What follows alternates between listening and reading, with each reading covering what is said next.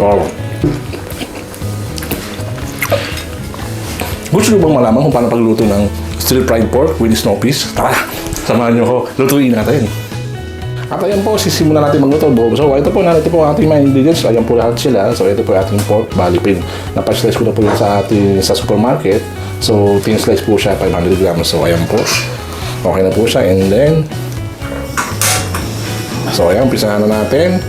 Lagay po natin ang ating wok. Lagay po tayo ng mantika.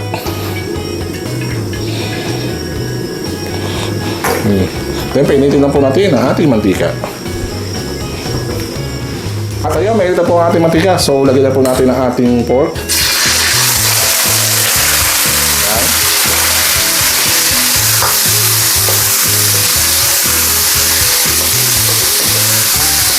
Ayan. Yan, stir lang po natin ng ating wok.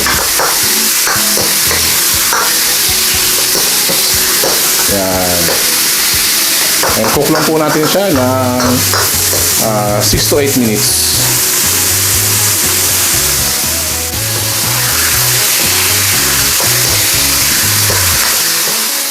At ayun po, brown na po ang ating pork. So, ayan po. So, gagawin po natin is tanggalin po na muna natin siya. Ayan. Ayan.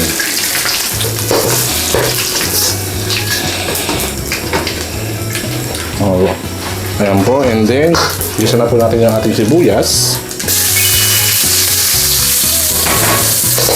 Ayan. Sabay lang po natin siya hanggang maging translucent po ang ating sibuyas. So, ayan. Okay na po siya. And then, sunod po natin ang ating bawang. So, ayan. Ayan. Sabay lang po natin ang ating garlic hanggang sa lumabas ang kanyang aroma. So, ayan, no?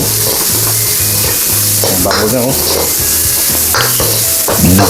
So, ayan. Okay na po siya. Sunod po natin ang ating carrots. So, ayan. Yan, stir lang po natin ang ating carrots ng mga 2 to 3 minutes.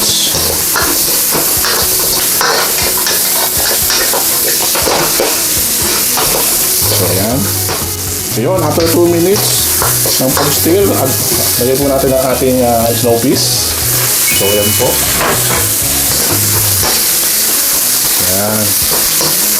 Stir lang po natin siya. And then, add po natin yung ating pork. So, ayan. No.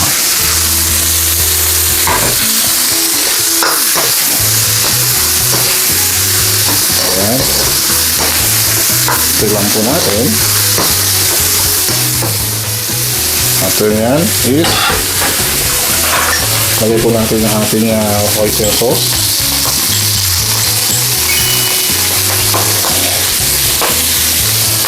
Tomato sauce.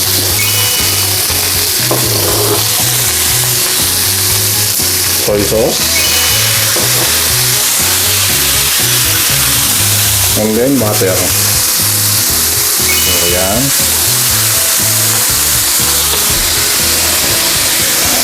Ayan. Ayan, stir lang po natin siya hanggang mix lahat ng ating nilagay na ingredients. So, ayan.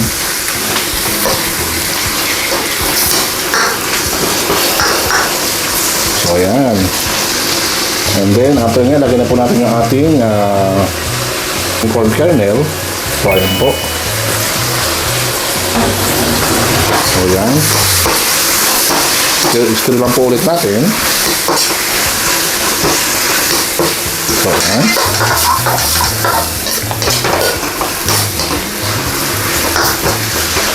Ayan. And then, lalagay po tayo ng salt.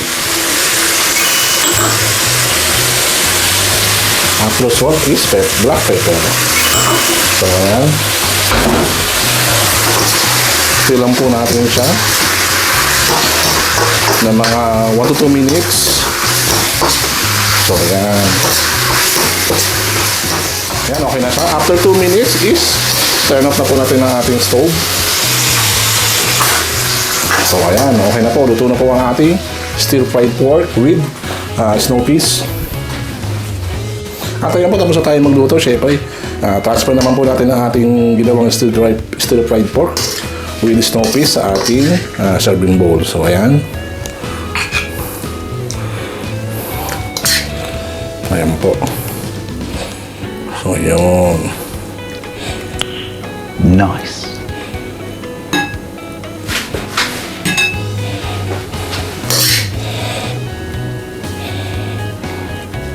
So, ayan. Ito na po ang ating stir-fried pork with snow peas.